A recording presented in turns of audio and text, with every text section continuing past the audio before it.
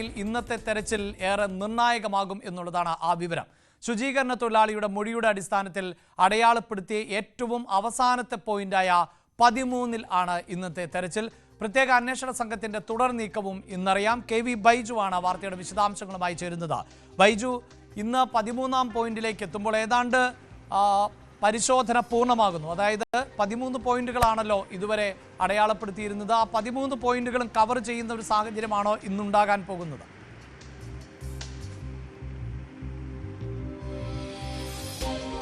അഭിലാഷേ, തീർച്ചയായും ഇന്നത്തെ പരിശോധന നിർണായകമാണ്. പ്രത്യേകിച്ച് 13-ാം പോയിന്റ് എന്നത് ആദ്യഘട്ടത്തിൽ മാർക്ക് ചെയ്ത മുഴുവൻ പോയിന്റുമായി, അതായത് ഇപ്പോൾ നേത്രാവതി പുഴയുടെ സമീപം സ്നാനഘട്ടയ്ക്ക് സമീപമാണ് ഈ ഒരു 13-ാം പോയിന്റ്. ഇവിടെ നിരവധി മൃതദേഹങ്ങൾ കുഴിച്ചിട്ടെന്നാണ് ശുചീകരണ തൊഴിലാളിയുടെ വെളിപ്പെടുത്തൽ. ഇന്ന് പരിശോധനയിൽ എന്തൊക്കെ വസ്തുക്കൾ കിട്ടുന്നു, എത്രത്തോളം മൃതദേഹാവശിഷ്ടങ്ങൾ ലഭിക്കുന്നു, അത് ഈ കേസിനെ സംബന്ധിച്ചിടത്തോളം തുടർ നീക്കങ്ങൾക്ക് നിർണായകമാകും.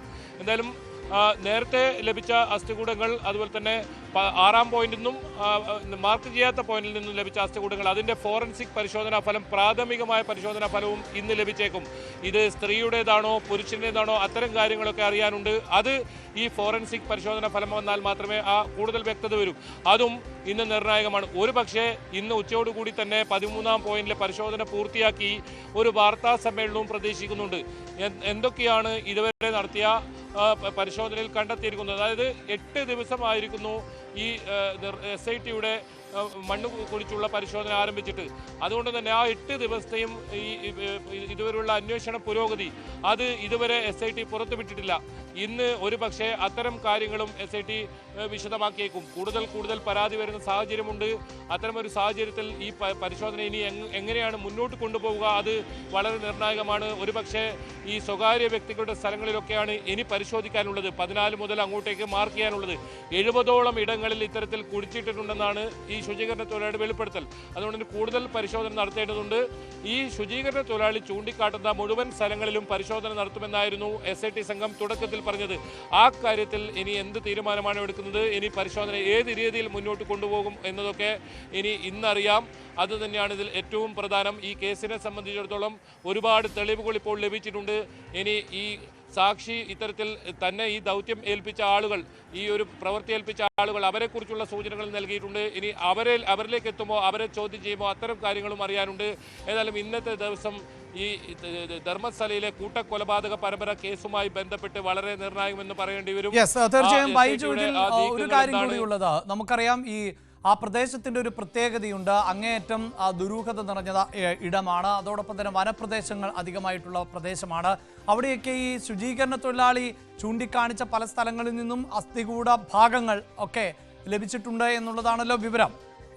ഇനിയിപ്പോൾ ഈ 13 പോയിന്റിനപ്പുറത്ത് കൂടുതൽ ഇടങ്ങൾ ശുചീകരണ തൊഴിലാളി ചൂണ്ടിക്കാണിക്കുവാനുള്ള സാധ്യതയുണ്ടോ? അങ്ങനെ അടയാളപ്പെടുത്താൻ സാധ്യത എത്രത്തോളമാണ്?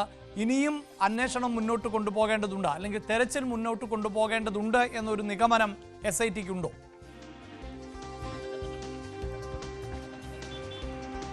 തീർച്ചയായും അത്തരമൊരു നിഗമനത്തിലാണ് SIT ഉള്ളത്. കാരണം കഴിഞ്ഞ ദിവസമാണ് ഇത്തരത്തിലൊരു ഹെൽപ്പ് ഡെസ്ക് SIT ആരംഭിക്കുന്നത്.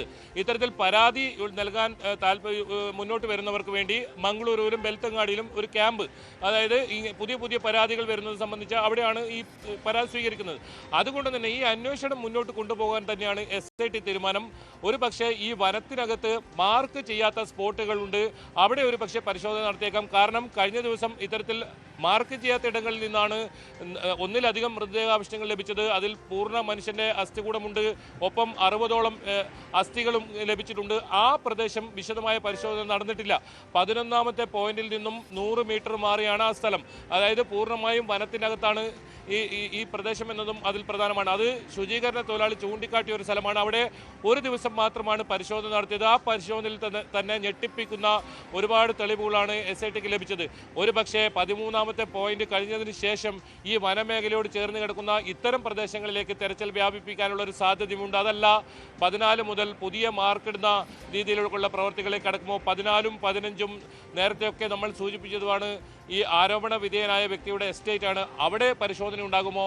ഏതായാലും നിലവിൽ ആദ്യഘട്ടം എന്ന നിലയിൽ 13 പോയിന്റും പരിശോധിച്ച് വിലയിരുത്തിയതിനു ശേഷം തുടർ നടപടി നടപടികൾ ഇതാണ് SIT വ്യക്തമാക്കിയിരിക്കുന്നത്. ഇതിൽ സംസ്ഥാന സർക്കാർ എടുക്കുന്ന തീരുമാനങ്ങളും വളരെ നിർണായകമായിരിക്കും. എന്താണ് സംസ്ഥാന സർക്കാർ ഈ കാര്യത്തിൽ, പ്രത്യേകിച്ച് ആഭ്യന്തര വകുപ്പ് ഈ കാര്യത്തിൽ SITക്ക് നൽകുന്ന നിർദ്ദേശം? ഈ കാര്യങ്ങളെല്ലാം DGP ആണ് ഏകോപിപ്പിക്കുന്നത്. അതുകൊണ്ട് തന്നെ ബംഗളൂരുവിലായിരിക്കുമോ വാർത്താ സമ്മേളനം എന്ന ഒരു സൂചനയും വരുന്നുണ്ട്. ഇന്ന് വാർത്താ സമ്മേളനം ഉണ്ടാകുമോ? ഇതുവരെ ഉണ്ടായ എല്ലാ കാര്യങ്ങളും, അതായത് ഇതുവരെ ഒരു കാര്യത്തിലും SIT ഒരു സ്ഥിരീകരണവും നൽകിയിട്ടില്ല. നമുക്ക് ക്യാമറകളിൽ പതിഞ്ഞ ദൃശ്യങ്ങളും അതുപോലെ തന്നെ വിശ്വസനീയമായ കേന്ദ്രങ്ങളിൽ നിന്ന് ലഭിച്ച വിവരങ്ങളുമാണ് ഇപ്പോൾ അടിസ്ഥാനമാക്കിയാണ് നമ്മൾ ഈ വാർത്തകൾ റിപ്പോർട്ട് ചെയ്യുന്നത്. അതായത് ഈ വനത്തിനകത്ത് മാർക്ക് ചെയ്യാത്ത പോയിന്റ്, അതിപ്പോൾ 11A എന്നാണ് ആ ഒരു പോയിന്റിനെ മാർക്ക് ചെയ്തിട്ടുള്ളത്. 1 മുതൽ 13 വരെ ഇത്തരത്തിൽ നേരത്തെ മാർക്ക് ചെയ്തതാണ്. മാർക്ക് ചെയ്യാത്ത ആ ഇടം അവിടെ പരിശോധിച്ച ഇത്തരത്തിൽ മൃതദേഹാംശങ്ങൾ കണ്ടെത്തി. അത് 11A എന്ന് മാർക്ക് ചെയ്തിട്ടുണ്ട്. അവിടെ നിന്നും ലഭിച്ച സാധനങ്ങളാണ് ഇനി ഫോറൻസിക് പരിശോധന ഫലം വരേണ്ടത്. ആ ഫോറൻസിക് പരിശോധന ഫലത്തിൽ മാത്രമേ ഇത് എത്രത്തോളം പഴക്കമുള്ള അസ്ഥികൂടങ്ങളാണ് ലഭിച്ചതെന്നൊക്കെ കാര്യങ്ങൾ അറിയൂ. മാത്രമല്ല അവിടെ നിന്നും ഒരു സാരി ഉൾപ്പെടെയുള്ള പോളിസ്റ്റർ സാരി ഉൾപ്പെടെ ലഭിച്ചിട്ടുണ്ട്. അങ്ങനെയാണെങ്കിൽ ഇതൊക്കെ ഈ ആളുകളെ തിരിച്ചറിയാനുള്ള എന്തെങ്കിലും സാധ്യതയുണ്ടോ? അത്തരം സൂചനകൾ ലഭിച്ചിട്ടുണ്ടോ? ഇനി ഈ ആരോപണ വിധേയരായ ആളുകളെ, ഈ ശുചീകരണ തൊഴിലാളി ചൂണ്ടിക്കാട്ടിയ തന്നെ ഈ ദൗത്യമേൽപ്പിച്ചവരെ ചോദ്യം ചെയ്യൽ ഉൾപ്പെടെയുള്ള പ്രവൃത്തികളിലേക്ക് ഇന്ന് SIT കടക്കുമോ? അത് വളരെ നിർണായകമാണ്. ഏതായാലും ധർമ്മസ്ഥല കൂട്ടക്കൊലപാതക കേസിൽ ഇനി SIT മുന്നോട്ട് വെക്കാൻ പോകുന്ന ആ നീക്കങ്ങൾ, അതാണ് ഇന്ന് ഇനി അറിയാനുള്ളത്. അത് ഒരുപക്ഷെ ഉച്ചയോടുകൂടി തന്നെ ഈ 13ാമത്തെ പോയിന്റ് പൂർണ്ണമായും പരിശോധന നടത്തി തീരുമെന്നാണ് പ്രതീക്ഷിക്കുന്നത്. അവിടെ ഒരുപാട് മണ്ണുകൾ ഈ റോഡിൻ്റെ നിർമ്മാണവുമായി വന്നിട്ട് അവിടെ നിക്ഷേപിച്ചിട്ടുണ്ട്. അതുകൊണ്ട് തന്നെ ഈ പ്രയാസകരമാണ്, അവിടെ തെരച്ചിൽ പ്രയാസകരമാണ്. പക്ഷേ കൂടുതൽ മൃതദേഹങ്ങൾ ആ ഭാഗങ്ങളിലാണ് കുഴിച്ചിട്ടതെന്നാണ് പറയപ്പെടുന്നത്. കാരണം ഈ ശുചീകരണ തൊഴിലാളി ജോലി ചെയ്തിരുന്നത് ഈ സ്നാനഘട്ടയിലാണ്. സ്നാനഘട്ടയ്ക്ക് തൊട്ടടുത്താണ് ഈ 13ാമത്തെ പോയിന്റ് മാർക്ക് ചെയ്തിട്ടുള്ള സ്ഥലം. ആ സ്ഥലമാണ് 11:30 ശുചീകരണ തൊഴിലാളിയുമായി SIT സംഘം എത്തും. അതിനുശേഷം ആ പ്രദേശം കുഴിച്ച് പരിശോധിക്കും. JCB ഉൾപ്പെടെയുള്ള സംവിധാനങ്ങൾ ഉപയോഗിച്ചായിരിക്കും ഇന്നത്തെ തെരച്ചിൽ. ആ തെരച്ചിൽ പൂർത്തിയായതിനു ശേഷമായിരിക്കും ഇനി തുടർ നടപടികൾ.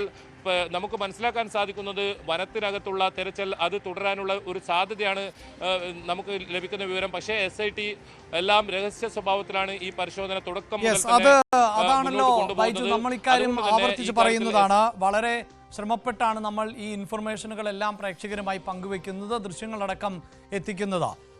SITയെ സംബന്ധിച്ചിടത്തോളം ഒന്ന്, ഈ SITയിലെ തന്നെ അംഗങ്ങളുമായി ബന്ധപ്പെട്ട് ചില വിവാദങ്ങൾ നിലനിൽക്കുന്നുണ്ട്. അതായത് സാക്ഷിയെ ഉൾപ്പെടെ സമ്മർദ്ദത്തിലാക്കാൻ ശ്രമിച്ചു, ഭീഷണിപ്പെടുത്തി എന്നുള്ളത്. ഒപ്പം SIT എല്ലാ കാര്യങ്ങളും രഹസ്യമായാണ് നടത്തുന്നത്. അത് സ്വാഭാവികവുമാണ്. ഏതെങ്കിലും തരത്തിൽ ഈ SITയുടെ വാർത്താ സമ്മേളനം അല്ലെങ്കിൽ മാധ്യമങ്ങളെ കാണുവാനുള്ള സാധ്യത ഉണ്ടോ?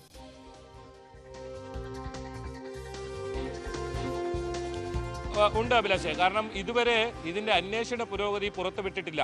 അതുകൊണ്ട് തന്നെ 13ാമത്തെ പോയിന്റ് ആദ്യഘട്ട പരിശോധന പൂർത്തിയാകുന്നതോടുകൂടി ഇത്തരത്തിലൊരു വാർത്താ സമ്മേളനം ഉണ്ടാകുമെന്ന് തന്നെയാണ് നേരത്തെ ലഭിച്ച സൂചന. അത് ചൊവ്വാഴ്ച അല്ലെങ്കിൽ തിങ്കളാഴ്ച ഉണ്ടാകുമെന്നായിരുന്നു നേരത്തെ പറഞ്ഞതെങ്കിൽ ഒരു മാർക്ക് ചെയ്യാത്ത ഇടത്തേക്ക് പരിശോധന നടത്തേണ്ടതുകൊണ്ട് ഒരു ദിവസം നീണ്ടു എന്നാണ് അതിൽ നിന്ന് ഏറ്റവും പ്രധാനം. ഇന്ന് ഈ 13ാമത്തെ പോയിന്റ് പൂർത്തിയാകുന്നതോടുകൂടി ഈ ആദ്യഘട്ടം പൂർത്തിയായെന്ന് പറയേണ്ടി വരും. അങ്ങനെയാണെങ്കിൽ ഇനി രണ്ടാം ഘട്ടം ഏത് രീതിയിൽ എന്നതിനെ കുറിച്ച് വിശദാംശങ്ങൾ, അതോടൊപ്പം ഇതുവരെ ഉണ്ടായ കാര്യങ്ങൾ വ്യക്തമാക്കുക, അതെന്തായാലും SITയെ സംബന്ധിച്ചിടത്തോളം ഉണ്ടാകും. ഒരു പക്ഷേ ഇന്നായിരിക്കും, അതല്ലെങ്കിൽ നാളത്തോടുകൂടി അത്തരത്തിലുള്ള ഒരു വിശദീകരണം എന്തായാലും SITയുടെ ഭാഗത്ത് ഉണ്ടാകുമെന്ന് തന്നെയാണ് നമുക്ക് മനസ്സിലാക്കാൻ സാധിക്കുന്നത്. ഫോറൻസിക് പരിശോധനാ ഫലമൊക്കെ വന്നാൽ മാത്രമേ അതിൽ കൂടുതൽ വ്യക്തത വരൂ. അത്തരത്തിൽ വിശദമായ കാര്യങ്ങൾ ഉണ്ടാവില്ലെങ്കിലും എന്തൊക്കെ വസ്തുക്കൾ ലഭിച്ചു, ഇനി അന്വേഷണം എങ്ങനെയാണ് മുന്നോട്ട് കൊണ്ടുപോകുന്നത്, അത്തരം കാര്യങ്ങളിൽ ഈ കേസന്വേഷണത്തെ ബാധിക്കാത്ത രീതിയിലുള്ള വിവരങ്ങൾ ഒരു പക്ഷേ ഇന്ന് അല്ലെങ്കിൽ നാളെ പുറത്തുവിട്ടേക്കാം.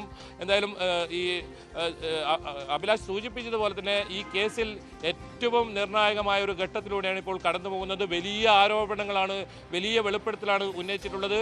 അതിനെ അടിസ്ഥാനമാക്കുന്ന എത്രത്തോളം തെളിവുകൾ SITക്ക് ലഭിച്ചിട്ടുണ്ട് അതാണ് അറിയേണ്ടത്. ഔദ്യോഗികമായി അതാണ് അറിയേണ്ടത്. നേരത്തെ നമുക്ക് പല വിവരങ്ങളും ലഭിച്ചിട്ടുണ്ടെങ്കിലും ഔദ്യോഗികമായി ഒരു വിവരവും ഇപ്പോൾ പുറത്തുവിട്ടില്ല. ഏതായാലും SITയുടെ ഭാഗത്തുള്ള ഔദ്യോഗികമായുള്ള ഈ ഒരു വാർത്താ സമ്മേളനത്തിലൂടെ ഈ വിവരങ്ങളെല്ലാം ഇന്നോ നാളെയോ പുറത്തുവിട്ടേക്കാം. അഭിലാഷ്.